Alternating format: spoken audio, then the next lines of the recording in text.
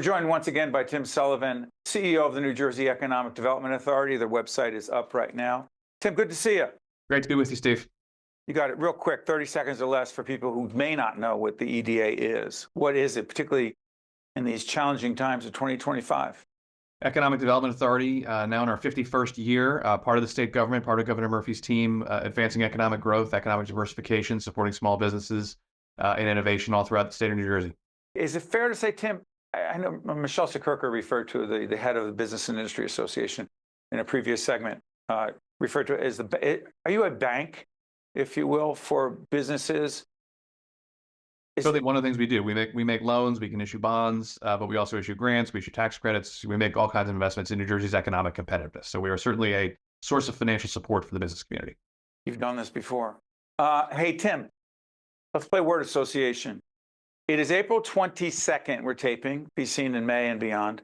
I say tariffs, you say what? Depends on which day it is, I suppose. It remains to be seen how this is all going to play out, but it's certainly an important factor driving New Jersey's economy forward and the global economy. What are you seeing? What are you hearing from the business leaders you deal with regarding tariffs? Yeah, even more broadly than with regard to tariffs, I'm old enough to remember being lectured by the business community that stability and predictability is really important. And that's certainly something Governor Murphy has done his best to advance here in the great state of New Jersey for the last 7+ years. And uncertainty is bad for investment. It's bad for confidence in knowing what the future holds. And so I think predictability and stability are really important. It's interesting. You and your colleagues, there have been several missions, economic development related, folks that choose New Jersey together with the EDA and others involved. South Asia, you and your colleagues went. How much different do you think the conversation would be, or the meetings, about potentially bringing businesses here, doing business there, impacted greatly by tariffs, correct? It's certainly going to be a factor. It's less of a factor in New Jersey versus North Carolina versus California, as much as it is, am I going to set up manufacturing in the States or in, some other country, or keep it in the home country? And we see tons of opportunity. And that with or without tariffs, we see huge opportunities to continue to expand manufacturing in New Jersey. That's something Governor Murphy's been focused on since day one, long before there was a, national tariffs discussion. Let's talk about expansion in New Jersey, particularly around innovation, discovery. Our mutual friend, Chris Palladino over at DevCo, and the folks at Helix. And we'll put up the Helix website right now so people can find out more. What is the New Jersey AI Hub, and how is it connected to innovation and discovery in the state? Yeah, really exciting new project and initiative that if you're judged by the company you keep, this is a great one for the state of New Jersey and the EDA. So this is the EDA on behalf of the state, Princeton University, Microsoft, and CoreWeave, which is a homegrown success story, now a publicly traded company in the AI space. And so this is going to help drive and position New Jersey as a global leader in the research and development and acceleration of innovation and startups in the AI space, both pure play AI companies that are in the data center and the compute and large language model business, but also the application side of the world. How is this going to transform drug discovery? What's it going to mean for clean energy? And I don't know the answer to those questions, but I know it's going to mean something. It's interesting, Tim, you mentioned clean energy. Is it clear in your mind? You folks at the EDA don't do public policy, but you're a bank for a lot of folks and provide economic resources to make things happen. But offshore wind, as it relates to the Governor Murphy's Clean Energy Initiative, is offshore wind, are offshore wind projects dead? Well, I'd say, you certainly, to have offshore wind work in the United States, and certainly in the Northeast, you need to have really strong alignment between the federal government, state government, and the local government, whether that's the state of New Jersey or any other state. We very clearly do not have that right now, which is disappointing. We had that for 4 years during the Biden-Harris administration, because I think, and this has, I think, less to do with clean energy and more to do with economic opportunity than anything else. Explain the economic part of that, Tim, for folks who say it's purely an environmental policy and energy policy, but it is more than that. Yeah, it's an opportunity. Offshore wind represents an opportunity for tens of thousands of new manufacturing jobs, particularly in South Jersey. And if you don't like offshore wind, I think it behooves you to have a plan B for 10 to 20,000 manufacturing jobs in South Jersey in a place that could surely use it.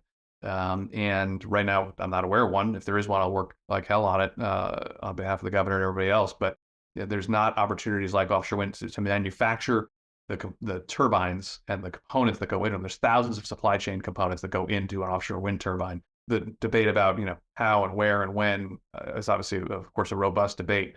But we got the governor's offshore wind target for New Jersey is 11 gigawatts of power. That's a lot of power.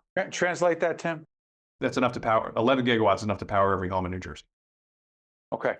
All right. We're not there yet. We don't have any installed. There's also a misperception out there about how many wind turbines have been installed off the coast of New Jersey. If you listen to some folks, they would tell you that we're already sort of at full capacity. There's not a single wind turbine off the coast of New Jersey. Not a single wind. No, and that's irritating and frustrating because it's a huge opportunity to generate clean renewable energy and power the South Jersey economy. But there's none in yet. Elections do have consequences. So how about this? Give me a minute or less on NJ Cool. What is the $15 million pilot project? What is it? Yep, that's exactly right. And it's one of our energy efficiency initiatives. And one of the things that's most important, and when we think about the cost of energy, obviously on everyone's mind these days, the least expensive energy is the energy you don't use. So whether that's retrofitting old buildings or thinking about new ways to generate, to do your HVAC system in a building that is more energy efficient, it's a huge opportunity. Also create a lot of jobs. Retrofitting buildings, creating energy efficiency is a huge opportunity. We've been involved in a childcare initiative. We've talked to you about this before. The first 1,000 days policy coalition will come up right now. A group of folks very involved and interested in creating an environment in the state where quality, affordable, accessible childcare improves, right? Connect, once again, I've asked you this question 10 times, but it keeps evolving, particularly in these days. Connect the childcare challenge / the opportunities to improve it to the economic vitality of our state and our workforce.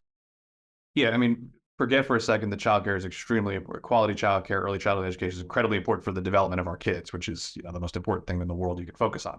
It's also economic infrastructure. And we saw that during the pandemic, it loomed largely.